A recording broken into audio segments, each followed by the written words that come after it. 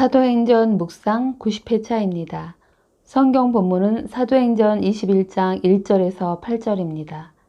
우리가 그들을 작별하고 배를 타고 바로 고스로 가서 이튿날 로도에 이르러 거기서부터 바다라로 가서 베니게로 건너가는 배를 만나서 타고 가다가 구브로를 바라보고 이를 왼편에 두고 수리아로 항해하여 두로에서 상륙하니 거기서 배의 짐을 풀려 함이러라. 제자들을 찾아 거기서 이레를 머물더니 그 제자들이 성령의 감동으로 바울더러 예루살렘에 들어가지 말라 하더라. 이 여러 날을 지낸 후 우리가 떠나갈새 그들이 다 처자와 함께 성문 밖까지 전송하거늘 우리가 바닷가에서 무릎을 꿇어 기도하고 서로 작별한 후 우리는 배에 오르고 그들은 집으로 돌아가니라. 두로를 떠나 항해를 다 마치고 돌레마이에 이르러 형제들에게 안부를 묻고 그들과 함께 하루를 있다가 이튿날 떠나 가이사랴에 이르러 7 집사 중 하나인 전도자 빌립의 집에 들어가서 머무르니라. 주요 묵상 구절은 8절입니다. 이튿날 떠나 가이사랴에 이르러 7 집사 중 하나인 전도자 빌립의 집에 들어가서 머무르니라. 제목, 전도의 길을 이끄시는 하나님.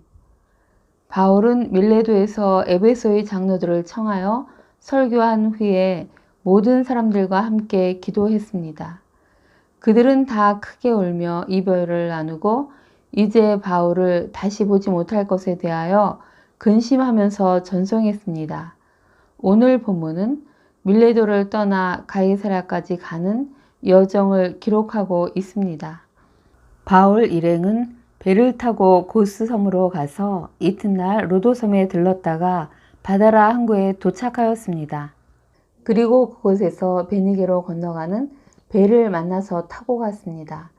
가는 길에 구브로를 바라보았으며 수리아를 향해 항해하여 두로에 상륙했는데 이는 배의 짐을 내리게 되어 있었기 때문입니다.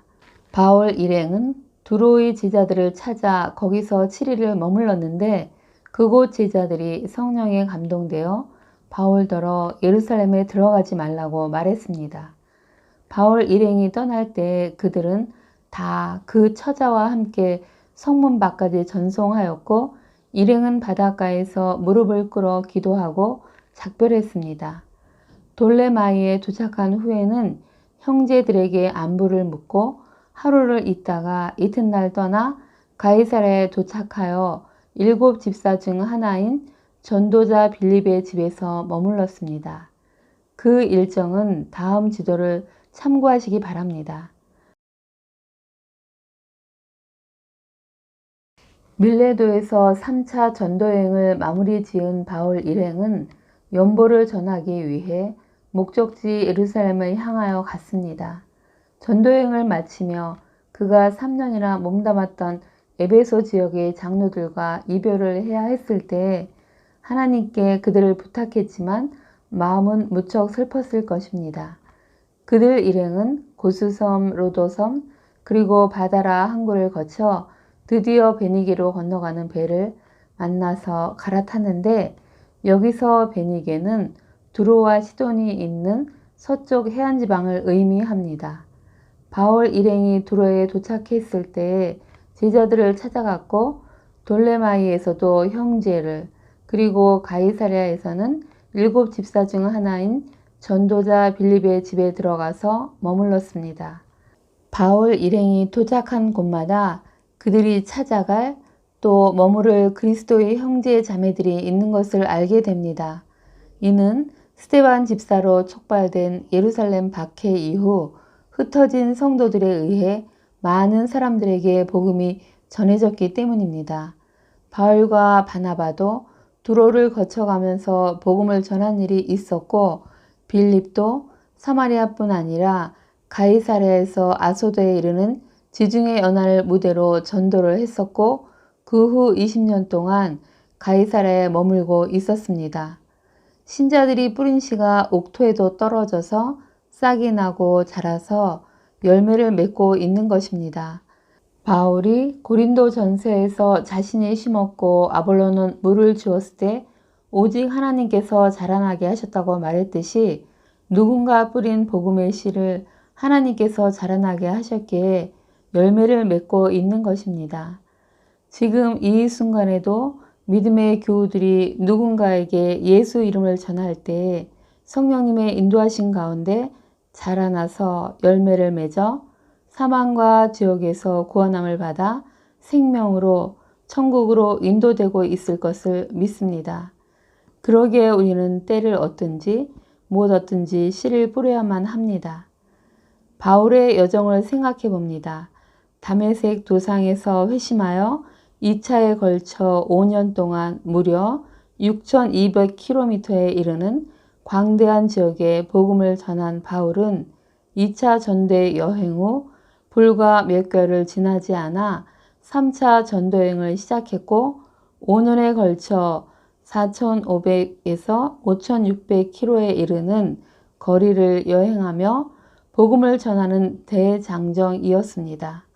바울이 고백했듯이 옥에 갇히고 수도 없이 매맞고 죽을 뻔하고 돌로 맞고 파산하고 각종 위험과 졸이고 목마르고 춥고 헐벗는 등 이루 말할 수 없는 고난을 겪은 것을 생각할 때에 이는 사람의 힘으로 한 것이 아니라 생명을 쥐고 계시는 하나님과 성령님의 강권적인 역사와 주도하심으로 이루어졌음을 알게 됩니다.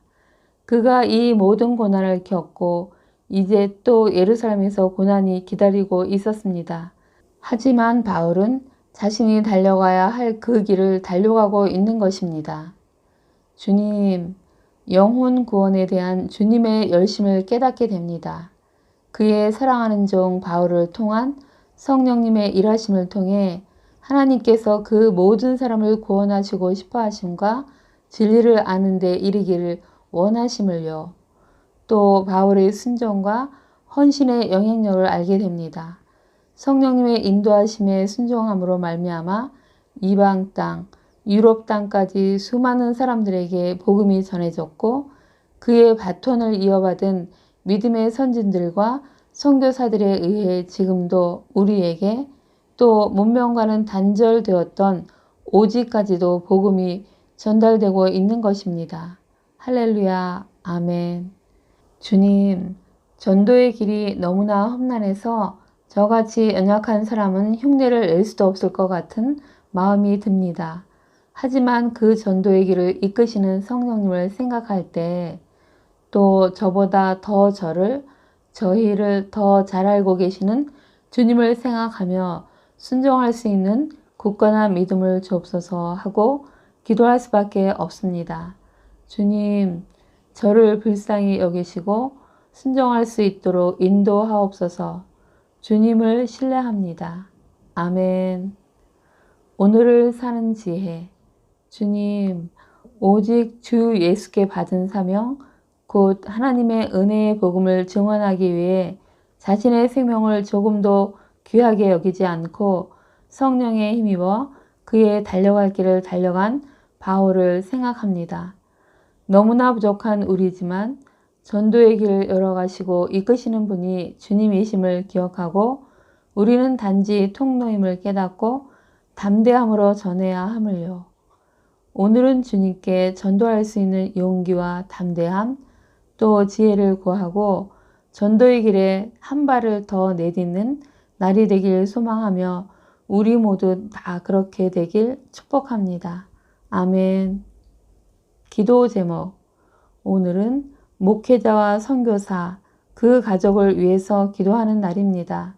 하나님께서 그 수고에 좋은 것으로 응답해 주시되 특히 안전하게 지켜주시고 그 자녀들이 아름다운 면류관이 되게 해주시길, 영적으로 갈급하지 않고 하나님과 풍성한 교제 가운데 지내심으로 힘있게 기쁨과 감사로 사역하시길 기도하면 좋을 듯 합니다. 감사합니다.